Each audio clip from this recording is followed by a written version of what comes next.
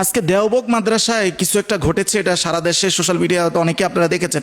আচ্ছা, ওই বিষয়টা একটু পরে আসি। আচ্ছা বলেন তো ভাই, যাদের আদর্শই নাই তাদের আবার আদর্শ বিসর্জন দেওয়ার প্রশ্নটাই বা আসবে কোত্থেকে? জোটবদ্ধ হয়েছি তো নির্বাচনের জন্য, কথা ঠিক কিনা? আমরা কেউ কারো আকীদা নিয়ে আসার জন্য, আদর্শবান হওয়ার জন্য কি জোটবদ্ধ হয়েছি?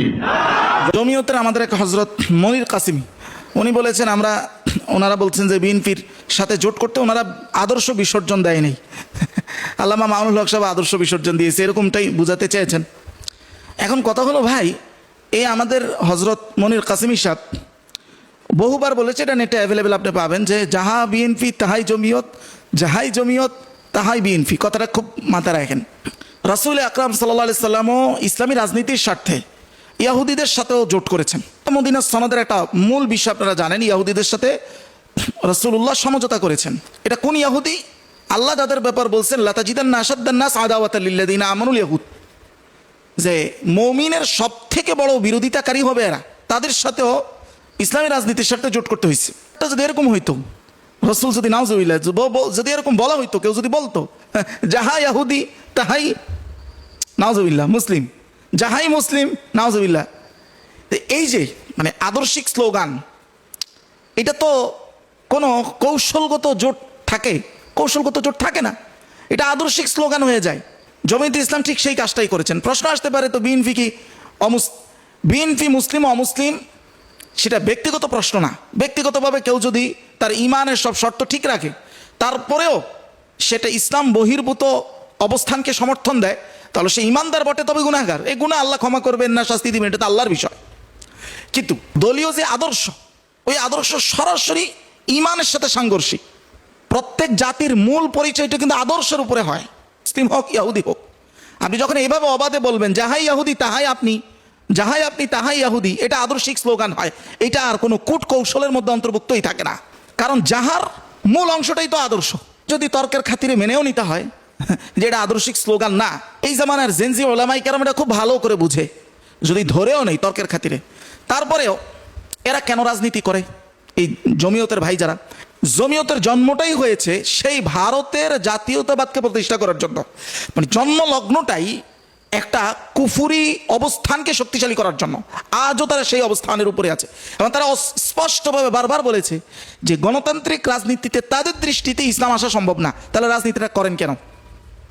যারা মনে করে সম্ভব তাদের করা তো ঠিক আছে, যেহেতু তারা সম্ভব মনে করে, আপনি কেন করেন? নাম্বার 2, সে বলে আমি দেশ বাঁচানোর জন্য করেছি। তা একটা ভিডিওতে দেখতেছিলাম, সন্ত্রাসরা এসে এক ব্যবসায়ীকে জিম্মি করে তার নাউজুবিল্লাহ অন্ডকোষের মধ্যে চাপ দিয়ে তার কাছ থেকে মোটা অঙ্কের ব্যাংকের চেক লেখায় নিতেছে। মনে রাখবেন, জমিয়ত যেই দেশ বাঁচায় সেই দেশে মানুষের অন্ডকোষ নিরাপদ থাকে না। আর এটা তো জমিয়তের কাপড় খোলার যে আকাঙ্ক্ষা, সেটা থেকেও খুব ক্লিয়ার হয়।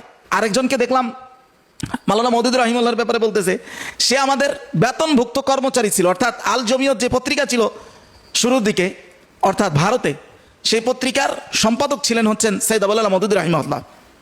দেখেন, এই যে সে তো বেতনভুক্ত কর্মচারী, আপনি কি বুঝতে পারতেছেন তাদের প্রত্যেকটা লফজ, চিন্তা সবগুলোর মধ্যে ফেসিবাদ। কেউ কারো বেতনভুক্ত কর্মচারী, এই যে শব্দ চয়নটা, এটা সম্পূর্ণ ফেসিবাদ থেকেই আমদানিকৃত এবং সেটা তারা লালন করে। ইসলামের যে মূল থিম, এটা তাদের মধ্যে নাই। কেউ আমার বেতনভুক্ত কর্মচারী, এই শব্দটাই কিন্তু রাজা মনিবের সেন্স থেকে আসা, এটা কিন্তু ইসলামী ভ্রাতৃত্ব থেকে আসা কোনো শব্দই না। কেউ কারো বেতনভুক্ত কর্মচারী, এটার অর্থ এই নয় যে তিনি তার উপরে দয়া করছেন, ইনি এনের উপরে দয়া করছেন। এখানে কেউ কারোর উপরে দয়া করছেন না, তিনি তার কাজ দিচ্ছেন, সমপরিমাণ বেতন নিচ্ছেন, কেউ কারো উপরে দয়াকারী নয়। এটাই ইসলামের সেন্স। আর যদি কেউ কারো উপরে কোনো ইহসান করেও থাকে, সেটা হবে শুধু লিল্লাহিয়াতের জন্য, যেই ব্যাপারে ইসলাম বলে লা নুরিদু মিনকুম জাযাআন ওয়ালা শুকুরা, যেই ইহসানের পরে তোমার থেকে আমি কোনোদিন শুকরিয়াও চাই না, তোমার থেকে কোনো জাযাও চাই না। খোটা তো দূরেরই কথা। আল্লাহ বাঁচাইছে, হযরত খাদিজা রাদিয়াল্লাহু তাআলা আনহার বেতনভুক্ত আল্লাহর রাসূল সাল্লাল্লাহু আলাইহি ওয়াসাল্লাম কি ব্যবসায়ের কাজে যান নাই? যদি হযরত খাদিজা না হয়ে আবু লাহাবের স্ত্রীর মতো হইতো অথবা হিন্দার মতো হইতো, তাহলে সেও মুহাম্মদুর রাসূলুল্লাহকে সেই কথা বলতো যে কথা এই জামানার আলেম কাল জুহাল যারা, এই মানুষগুলো সাইদ আবুল মওদুদির ব্যাপারে বলছে। আমাদের জেনজি আলেমদের এই বিষয়গুলো গভীরভাবে উপলব্ধি করা উচিত। দেওবন্দ মাদ্রাসার ঘটনা আসলে আমাদের কাছে পুরো ক্লিয়ার না, তবে যেটা জানতে পেরেছি সেটা হলো সেখানে একজন আলেমকে জামায়াত ট্যাগ দিয়ে বের করে দেওয়া হয়েছে। আচ্ছা, গুপ্ত জামাত বলা হয়েছে। এটা কিন্তু একটা বড় ব্যাপার যে এই সময় এতটা সেন্সিটিভ।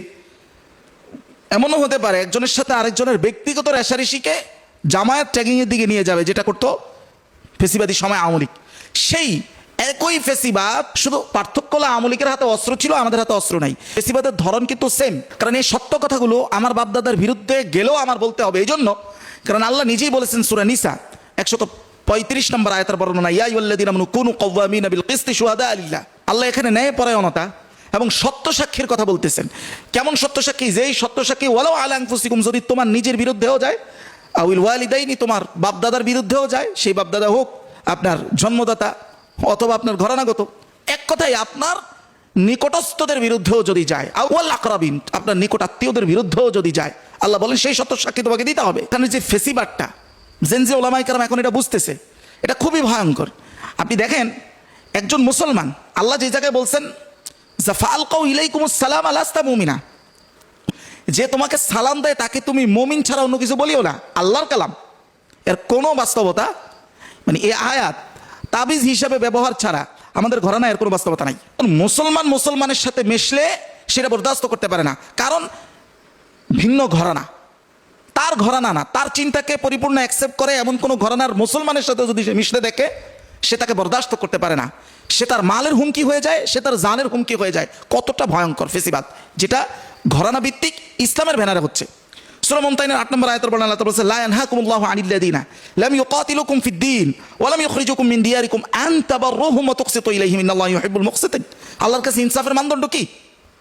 আল্লাহ স্পষ্ট বলতেছেন, যদি কোনো কাফের, মানে মুসলমান না, কাফের, টাটকা কাফের, তার মানে সে আল্লাহকেও স্বীকার করে না, সে রাসূলকেও স্বীকার করে না, রিসালাতকেও স্বীকার করে না, কিন্তু যদি সে তোমাকে ফিজিক্যালি তোমার বিরুদ্ধে যুদ্ধে, সশস্ত্র যুদ্ধে লিপ্ত না থাকে, তোমাকে ঘর বাড়ি দেশ থেকে বিতাড়ন করার ষড়যন্ত্রে লিপ্ত না থাকে, আল্লাহ বলেন আমার কোনো নিষেধ নাই, আনতাবার রহুম, তাদের সাথে তুমি সদ্ব্যবহার করো, ন্যায়পরায়ণ আচরণ করো। তো সদ্ব্যবহার, ন্যায়পরায়ণ আচরণ, এটা যদি তাদের সাথে উঠা বসাই নিষেধ হয়, মানে উঠা বসার নাই করা হয়, তাহলে এটা আপনি করবেন কিভাবে? এটা তো উঠা বসার অংশ বিশেষ। তাহলে আল্লাহ বলেন একজন কাফের যদি এটা না করে তাহলে তার সাথে উঠা বসা আমার কোনো নিষেধ নাই, কিন্তু আমাদের কওমি ফেসিবাদের পক্ষ থেকে এটা নিষেধ যে আপনি জামায়াতের মতো কোনো মুসলমানের সাথে উঠা বসা করতে পারবেন না। আপনি চিন্তা করেন ফেসিবাদ এখানে কত ভয়ঙ্করভাবে শত বছর ধরে এই ফেসিবাদটাকেই একটা নিয়ম হিসাবে দেখানো হয়েছে।